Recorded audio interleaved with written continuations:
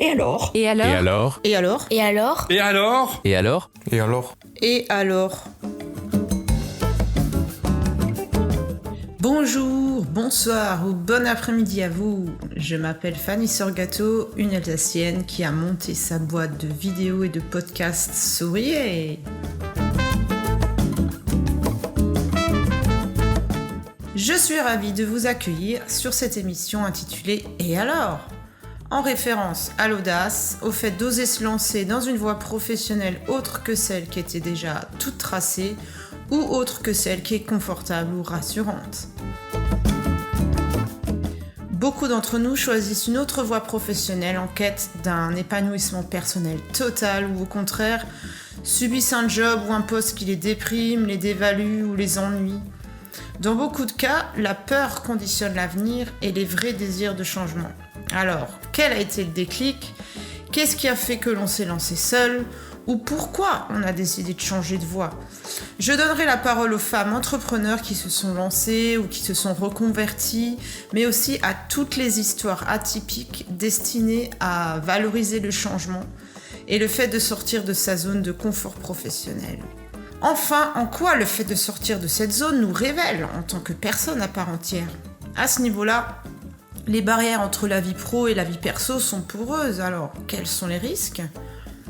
Et alors, ou toujours repousser la limite, enfin surtout ses propres limites, toutes ces pensées qui nous manipulent toutes et tous et nous bloquent dans la réalisation de nos rêves ou nos accomplissements. À tout cela, je réponds, et alors ? Allez, faisons sauter les barrières psychologiques, celles liées à l'âge, à l'aspect financier et surtout à la culpabilité d'emmener ses proches dans cette aventure dont on ne sait même pas nous-mêmes où elle va nous mener. Dans ce premier épisode, je vous explique en détail comment est né Souriez. Pourquoi je suis devenue freelance alors que je n'y étais pas du tout, mais alors pas du tout destinée. Je suis fière de vous emmener dans mon univers. Je n'ai pas l'habitude de parler de moi, mais ça fait partie des choses que l'on apprend dans le but de devenir meilleur. Et là aussi, je me fais violence pour sortir de mon cadre de compétences déjà connues et maîtrisées. Donc c'est mon tout premier podcast, je vais essayer de faire les choses bien.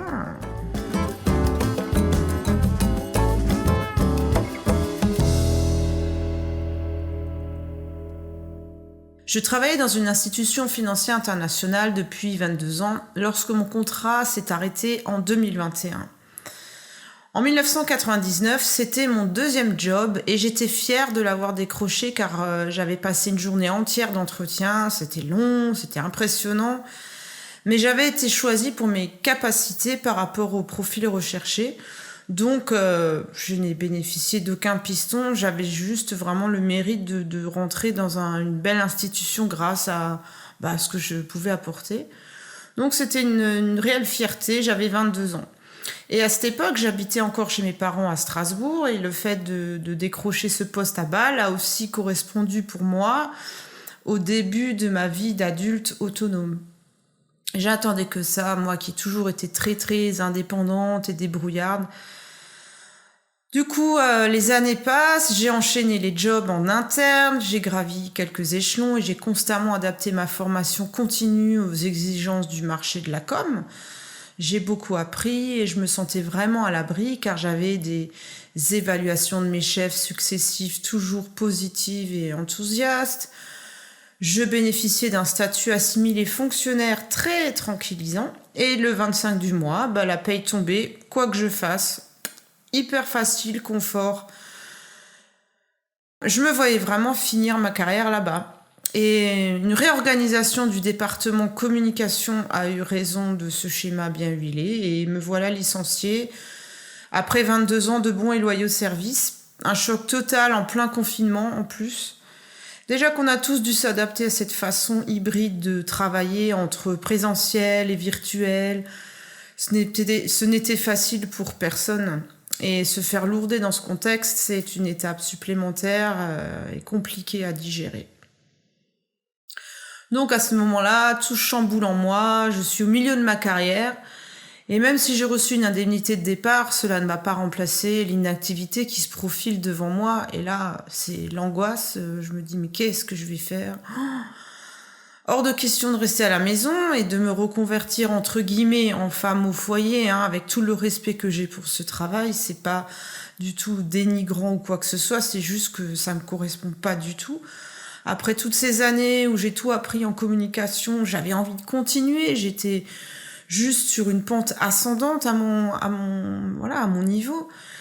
J'avais le sentiment qu'on m'a coupé l'herbe sous le pied, les enfants grandissaient, j'avais plus de disponibilité et de motivation à apporter à ma vie professionnelle. Mon job évoluait vers quelque chose de tellement moderne et dynamique, un peu comme moi, j'étais hyper à l'aise, de nature à ne pas me laisser abattre par les événements de la vie en général. Je ne me voyais pas faire autre chose que de continuer seule. Je n'avais aucune envie d'apprendre un nouveau métier. Je voulais persévérer dans le domaine dans lequel j'étais en train de m'éclater lorsque j'étais en poste, à savoir la vidéo, le motion design, le podcast.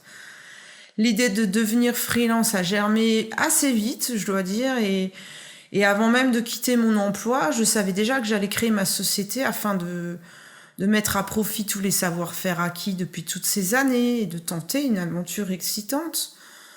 De plus, le système français avec les aides liées à Pôle emploi et tout ça, c'est quand même vachement bien. Il y a quand même beaucoup d'avantages, d'accompagnement, et c'est un monde que aussi j'ai découvert malgré moi, mais je dois dire que il y a beaucoup de dispositifs qui existent en ce sens, et on a toujours tendance à dire que c'est un peu pourri, il n'y a pas beaucoup d'aide, mais quand on est dans une situation comme ça, on peut bénéficier de formation, on peut bénéficier d'accompagnement, de mise en situation aussi avec des acteurs de la société, surtout au niveau local, et c'est assez motivant et encourageant.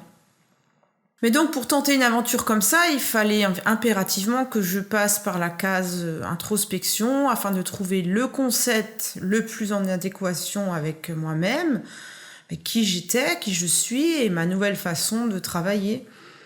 Parce que on ne monte pas sa boîte comme ça en claquant des doigts, sans y réfléchir un peu, et cela même si on a une idée bien arrêtée de ce qu'on va faire. Et là commence le travail lié à notre personne, qui on est, qu'est-ce qu'on veut vendre, qu'est-ce qu'on veut produire, pourquoi, où en est le marché, est-ce que mes futurs clients vont s'y reconnaître, comment me démarquer de la concurrence. Entre l'analyse du marché et sa propre analyse, certains éléments se croisent, mais c'est pas toujours un exercice confortable, on est parfois un peu bousculé. Tout le monde vous dira que si vous voulez vous lancer en solo, il faut être vous-même et avoir un branding, une identité puissante qui vous reflète de façon percutante. C'est très déstabilisant ce contraste entre le fait de faire une espèce de coming out professionnel et personnel pour montrer au monde, ou du moins aux prospects ou aux divers acteurs de la vie économique qui on est, quels sont nos atouts et comment nos compétences et nos services ou produits vont leur faire gagner du temps et de l'argent, etc.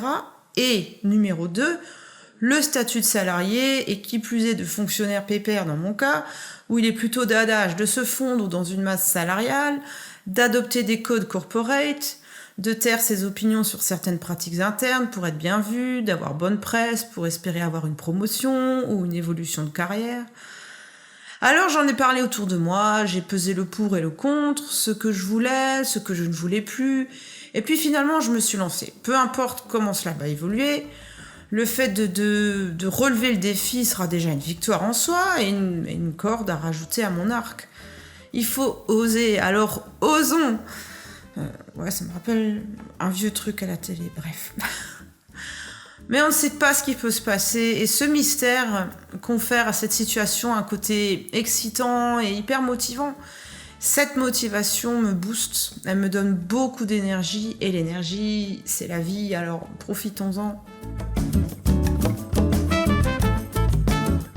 Voilà, ce premier épisode touche à sa fin, j'espère que vous en avez appris un peu plus sur moi.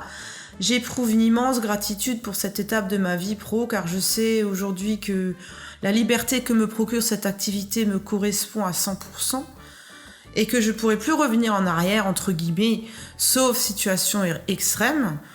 De mon côté, je reste à votre disposition pour prolonger ces échanges toujours enrichissants. Pourquoi pas enregistrer votre parcours en format podcast pour inciter les récalcitrants à tenter l'expérience ou une expérience. Il n'y en a pas un chemin, il y en a plusieurs. Il faut partager tous ces moments de vie pour permettre à tous d'avancer et de se réaliser professionnellement et personnellement parce que tout est lié. Je vous remercie de m'avoir écouté jusqu'au bout et à bientôt pour d'autres épisodes. Et en attendant, je vous invite à me suivre sur sourier.com, LinkedIn ou Instagram pour les toutes dernières actualités. Bye, à bientôt!